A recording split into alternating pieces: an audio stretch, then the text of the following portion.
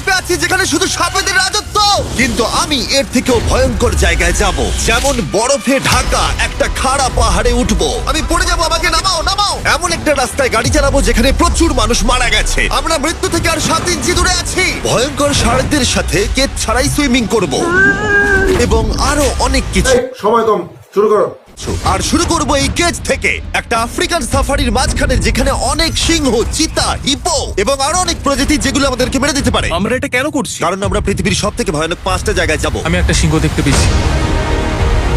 ও মাই god, এটা আমরা কেন করছি? আর যাতে সিংহরা আমাদের কাছাকাছি আসে তাই আমি অনেক মাংস এনেছি। এবং কেজের চারপাশেও ঝুলিয়ে দেব। ভাই আমরা বেঁচে ফিরবো তো? কিন্তু আসলে যে কারণে এই জায়গাটা বেশি ভয়ঙ্কর সেটা হলো সূর্য ডুবে যাবার পরে আমরা দেখতে পাই না, কিন্তু ওরা দেখতে পায়। জিমি, ওদিকে দুটো সিংহ রয়েছে। এই শব্দটা তো কণ্ঠারের মতো লাগছে। না, এটা বিশাল ভাই। সবকিছু রাতে বেরোয় কেন? ভাই, আমাদের সিংহরা পুরো ঘিরে ধরেছে। আমাদের থেকে মাত্র 20 ফুট দূরে রয়েছে ওরা। মাই গড, আমাদের দিকেই তাকিয়ে রয়েছে। ও, এদিকেই আসছে। আমার খুব ভয় লাগছে। ও না না, ও আমাদের দিকে আসছে।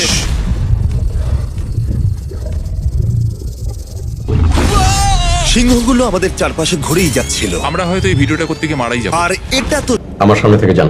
स्माइलिंग अपने पास स्माइल সবে শুরু, কারণ এই ভিডিওতে পরের জায়গাগুলো আগের জায়গার থেকে আরো অনেক বেশি ভয়ানক হতে চলেছে। শেষে থাকবে এমন একটা দ্বীপ যেটা সম্পূর্ণ বিষাক্ত সাপে ভরা। আর এবার আমরা আইস ক্লাইম্ব করব একটা বিশাল ভয়ানক ঠান্ডায় জমে যাওয়া জলপ্রপাতে। সবাই তৈরি হয়ে নাও, এবার একটা দারুণ অভিজ্ঞতা হবে। এই হেলিকপ্টারটা এখন ফিরে যাচ্ছে। আমরা পাহাড়ের মাঝখানে রয়েছি। আমরা এখানে কি করব? পরে দেখা হচ্ছে। এখন আমরা আইস ক্লাইম্ব করার জন্য তৈরি। আর এখান থেকে ফিরে আসার কোনো উপায় নেই। এই দুটোর মধ্যে যে কোনো একটা পথ দিয়ে এই বিশাল খাড়া পাহাড়ে উঠতে হবে এই ব্লেডেড বুটস আর এই আইস পিক্সের সাহায্যে। আমার জীবনে করা এটা সব থেকে ভয়ানক জিনিস। আমার জন্য প্রার্থনা করো। জিমি, তুমি চাও আমরা এই পাহাড়টা চড়ে ওপরে উঠি? হ্যাঁ, এটা অসম্ভব। সত্যি কথা বলতে আমার মনেই হচ্ছিল না এটা আমরা করতে পারবো। তারপর নোলানের সাথে যা হলো তাতে আমরা আরো বেশি ভয় পেয়ে গেলাম। আমি পারবো না বন্ধুরা, একটু দাঁড়াও। আমি বেরিয়ে যাচ্ছি, আমি পারবো তুমি না। হাল ছাড়তে পারো না। না, আমি পারবো না। আমার বিশ্বাসই হচ্ছে না নোলান এটা করবে। সত্যি ভাবিনি। নোলান কুইট করলো। আমরা কিন্তু প্রায় ওপরের দিকে রয়েছি। তোমরা এখন হাফ অব্দি এসেছো। ও জিমি, নিচের দিকে দেখো না। ও মাই গড। যত উঠছি তত খাড়া হচ্ছে। আমার পা, আমি গ্রিপ পাচ্ছি না। ও ও ও ও। আরে তুমি পড়ে যাচ্ছিলে? ও মাই গড, আমি টপটা দেখতে পাচ্ছি জিমি। এটা আমার করা সব থেকে ভয়ানক জিনিস। আহ! এটা আমি পারবোই। আমাকে ওপরে উঠতেই হবে। দেখাও এটা কতটা খাড়া। প্রায় এসেই গেছি, হাল ছাড়লে হবে না। আর 10% বাকি। আমি এখন কাঁদতেও পারছি না, যদিও এসব করা আমার একেবারেই উচিত নয়। তুমি প্রায় এসেই গেছো জিমি। তবু আমি কোনো মতে এই জলপ্রপাতের উপরে উঠতে পারলাম। আমরা পেরেছি ভাই। আমরা পেরেছি।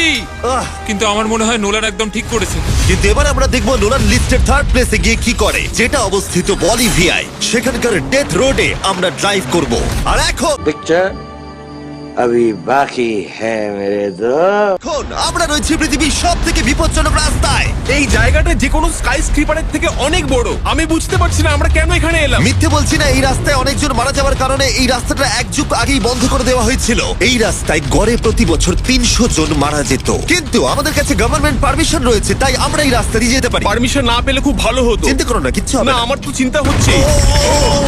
এবার বুঝতে পারছি কেন ডেথ রোড বলে। কিন্তু তুমি এমন চালাচ্ছ জানো এটা খুব সাধারণ রোড। দেখো তোমার জীবন আমার হাতে রয়েছে, তাই তুমি এরকম না, তোমার জীবন আমার হাতে রয়েছে। দেখো স্টিয়ারিংটা মনে হচ্ছে কেঁপে ট্রেন উঠলো। থেকে হাত সরিও না। আমরা এখন মৃত্যু থেকে মাত্র 7 ইঞ্চি দূরে আছি। আমরা খাদের খুব কাছে রয়েছি। সাবধানে সাবধানে সাবধানে। বলছো, ও কি মাই flash করছে? গড, আমার লাইফ ফ্ল্যাশ করছে, ফ্ল্যাশ করেই যাচ্ছে আচ্ছা, বারবার। আর যদি তোমরা ভাবো এটাই সব থেকে বিপজ্জনক, তাহলে বলে রাখি আমাদের রাস্তায় আরো 3টে বিপজ্জনক স্পট বাকি আছে। রাস্তা আস্তে আস্তে আরো সরু হয়ে যাচ্ছে। এই জায়গাটা কিন্তু খুব সাবধানে চালিও। Oh my God! দেখো ওই জায়গাটা টায়ার কিন্তু মাটিতে থাকবে না, দেখতে পাচ্ছ? হ্যাঁ, সেটা আমি দেখতে পাচ্ছি। ও মাই গড, দেখো খাদটা Oh, কতটা দাঁড়াও। গভীর। নোলান, তুমি কি একটু গাইড করতে পারবে? অবশ্যই, গাড়ি থেকে নামতে পারলে খুবই খুশি হব। ও দেখো পড়ে যেও না ভাই। এটা কি? একবার দেখো খাদটা কতটা গভীর। সত্যি অনেক গভীর। এখান থেকে একটা হ্যাঁ, ওয়াটার এখান থেকে আমাকে বার করো। ঠিক আছে। হে, হে, এটা তো পাগলামো ভাই। আমাদের গাড়িটা খাদের একেবারে কিনারায়। গাড়ির চাকা এই গভীর খাদের একদম পাশ দিয়ে যাচ্ছে। এটা পাগলামো। সাবধানে, এই জায়গাটা ঢালু রয়েছে আর খুব ঝুঁকেগা নেই স্লিপও আছে। এগিয়ে এসো। নোলান, তুমি একেবারেই ডিরেকশন দিতে পারো না। আসলে আমি এখন চেষ্টা করছি গাড়ি থেকে বাইরে থাকার, অত ভালো ডিরেকশন আমি দিতে পারি না। তুমি ভিতরে ঢুকে পড়ো, কিছু পারছো না তুমি। ঠিক আছে। এছাড়াও এর মধ্যে আমরা ফেস্টিভ্যালস চকলেট দিয়েছি। তোমরা হয়তো জানো না, ফেস্টিভ্যালস এর কৃষকদের আমরা যথেষ্ট পারিশ্রমিক দিই। আমরা ফেয়ার ট্রেড সার্টিফাইড বিন ব্যবহার করি। আমরা একেবারেই শিশু শ্রমিক সমর্থন করি না। ও মাই গড, এই তিনটে জিনিসই কোনো আমেরিকান চকলেট কোম্পানি করে না। নোলান, এক যুগ তো কেটে গেছে, দেখে নাও ব্রিজটা ঠিকঠাক আছে কিনা। ঠিক আছে। আমি শিওর হতে চাই যে এটা ভেঙে পড়বে কিনা, কারণ আমি মরতে চাই না। নোলান, ব্রিজটা পরীক্ষা করো, সব ঠিক আছে? হ্যাঁ ঠিক আছে। বিগ চকলেট তাদের কৃষকদের মজুরি কম দেয় আর শিশুদের দিয়ে কাজ করায়। শুধুমাত্র পশ্চিম আফ্রিকাতেই লক্ষ লক্ষ শিশু শ্রমিক রয়েছে যারা কোকো ফার্মে কাজ করে। তাই তোমাদের এটা খাওয়া উচিত শুধুমাত্র স্বাদে দারুণ বলেই নয়, বরং চকলেট ইন্ডাস্ট্রিকে একটা বার্তা দেওয়ার জন্য। তোমাদের কৃষকদের যথেষ্ট পারিশ্রমিক দাও আর শিশু শ্রমিক প্রতিকার করো। এটা তো পাগলামো ভাই। আমরা ডেথ রোড সার্ভাইভ করলাম। এখনো অবধি আমরা সার্ভাইভ করেছি, কিন্তু পরের বোনাস প্লেসে কার্ল আর নোলান শার্কে ঘেরা সমুদ্রের একেবারে মাঝখানে যাবে। আর কিছু কারণবশত জলে কেজের মধ্যে থাকবো না। হ্যাঁ, ইউজুয়ালি আমরা এটাই ব্যবহার করি, কিন্তু এবারে আর করবো না। এখানকার শার্কগুলো অতর্কিতে আক্রমণের জন্য বিখ্যাত, আর এটাই এই জায়গাটাকে ইউএস এর সব থেকে বিপজ্জনক করে তুলেছে। বিশ্বাসই হচ্ছে না আমরা এটা করতে চলেছি। ও মাই গড, এগুলো তো অনেক বড় শার্ক। ও মাই গড। ভাই আমরা এটা কেজ ছাড়া কেন করছি? ভাই তোমার পেছনে পেছনে। ও মাই গড, এটা অনেক বড়। নোলান, এক্ষুনি ভাই নামো। আমার ইচ্ছা করছে না, নামো। আমি যেতে চাই না। সত্যি আমি মরতে চাই না ভাই, মরতে চাই না। ও মাই গড, এটা তো অনেক বড়। ঠিক আছে ঠিক আছে ভাই, এই শার্কগুলো তো দ্বিগুণ বড়। আমি আর যাচ্ছি না, হয়ে গেছে। কিন্তু দ্বিতীয় বিপজ্জনক জায়গার কাছে এটা কিছুই নয়, যেটা অবস্থিত অ্যামাজন রেন ফরেস্টের একেবারে মাঝখানে। এখানকার সৌন্দর্য দেখে বোঝা যাবে না জায়গাটা কতটা বিপজ্জনক, কারণ কিছু মুহূর্তের মধ্যেই এই জায়গাটা এরকম থেকে এরকম হয়ে যেতে পারে। একটু ঝড় বৃষ্টি হলেই এখানে জলস্রোত নেমে আসে এবং গোটা এলাকা ভাসিয়ে দেয়। আর আজকে আমরা দেখব গোকটা ক্যাটারাক্টস ওয়াটারফল, যেখানে জলস্রোত নেমে আসছে 1000 ফুট ওপর থেকে নিচে জলাশয়ের মধ্যে। আর এই মেঘলা দিনে আমার সাথে এসেছে এই যে এরা। এ হলো হেজ, 70 দিন জঙ্গলে কাটিয়েছিল। এ হলো বেলি, যে কিউবে 100 দিন কাটিয়েছিল। আমরা এখন অনেক ভয়ঙ্কর জিনিস করতে চলেছি, যেখানে মৃত্যুর সম্ভাবনাও আছে। না মানে সেটা এসো ছিল এসো না। এসো তোমরা, চলো যাওয়া যাক। আর অনেকক্ষণ পরে আরো অনেকক্ষণ পরে সাবধানে। সব থেকে পিচ্ছিল জায়গায় ট্রেক করা, বিশাল খাড়া জায়গায় যাওয়া যেখানে এখনো মানুষের পা পড়েনি। বেঁচে গেছি। আমরা শেষ পর্যন্ত গন্তব্যে এসে পৌঁছলাম। এটা একটা ওয়াটারফল, দেখতে পাচ্ছ তোমরা? মানে একবার যদি স্লিপ খেয়ে দারুণ পড়ো লাগছে। তাহলে তোমরা শেষ। আর গাইডের সাহায্যে আমরা নদীটা সুরক্ষিতভাবে পার করলাম। এই দেখো, উই! আর তারপরে আমরা কিছু দড়ি সংগ্রহ করলাম, যাতে আমরা ওয়াটারফলের নিচ অব্দি দেখতে পারি। নিচ দেখতে পাচ্ছ? ওয়াও, এটা দারুণ লাগছে। হা কিন্তু যেমনটা আমি আগে বলেছি, এই জায়গাটা দেখতে যতটা সুন্দর, এক মুহূর্তের ব্যবধানে এটা প্রচন্ড ভয়ঙ্কর হয়ে উঠতে পারে। এখন বিশাল পরিমাণে ঝড় বৃষ্টি শুরু হয়ে গেল। এই জন্যই এটাকে পৃথিবীর সব থেকে ডেঞ্জারাস প্লেস বলা হয়। এই ওয়াটারফলটা এখন আস্তে আস্তে অনেকটা ছড়িয়ে যাবে, অনেকটা জল বেড়ে যাবে, সবকিছু ভাসিয়ে দেবে। এখানে এখন জল অনেক বেড়ে যাবে আর আমাদের বেরোতে হবে। আমরা কি রোপগুলো ব্যবহার করে ওয়াটারফলের পাশ দিয়ে নিচে নামবো? না একদমই নয়, এটা খুবই বাজে আইডিয়া জিম। আমরা এখন জঙ্গলের মাঝে ফেসে গেছি, এটা তো বাজে ব্যাপার। কত রিস্ক আছে। জিমির দিক দিয়ে কিন্তু কাদা আসছে, অনেক কাদা। আর যে কোনো মুহূর্তে এখানে বাজও পড়তে পারি। আর সত্যি আমি চাই না তুমি মরে যাও। তাই আমাদের ইউটিউব ভিডিও এমার্জেন্সি অপারেশনে বদলে গেল। একটাই উপায় আমরা বেরোতে পারবো, একই পিচ্ছিল এবং খাড়া পথ দিয়ে আমাদের ফিরতে হবে। আর কিছুক্ষণ বৃষ্টি হলে এই জলস্রোত সবকিছু ভাসিয়ে দেবে। তোমরা দেখতে পাচ্ছ জলের পরিমাণ অনেকটা বেড়ে গেছে, আমাদের রাস্তাও ব্লক হয়ে গেছে। আমাদের এই দড়ির সাহায্যে বেরোতে হবে, অনেকটা সময় লাগছে। তোমাদের মনে আছে যখন আমি এই নদীটা পার করছিলাম আর হাসছিলাম? হুই! এখন আর একদম হাসি পাচ্ছে না। আমার সত্যি খুব ভয় করছে যদি আমি পড়ে যাই। এই যে সেই ওয়াটারফল যেখানে আমি তলিয়ে যাব। জলের স্রোত দেখো, মানে দেখো, আমি মজা করছি না। এই দড়িটা ধরো আর নিজেকে ঠেলে ওপরের দিকে ওঠো। আমাকে মরতে দিও না। আর অনেকক্ষণ পরে জল আর কাদার বন্যায় ট্রেকিং করে আমরা এই পাহাড় থেকে প্রাণে বেঁচে ফিরলাম। এখন আমরা পৃথিবীর সব থেকে মারাত্মক জায়গায় যেতে চলেছি। আমাদের লিস্টে পৃথিবীর ভয়ঙ্করতম জায়গার মধ্যে 1 নম্বর। আর এই ভিডিওটা সব থেকে ভালোভাবে শেষ করার জন্য আমরা এসেছি পৃথিবীর সব থেকে বিপজ্জনক আইল্যান্ডে। কেন এমন আইল্যান্ডে যাচ্ছি যেখানে কিলিং মেশিন ভর্তি? মনে হয় আমরা মরবো।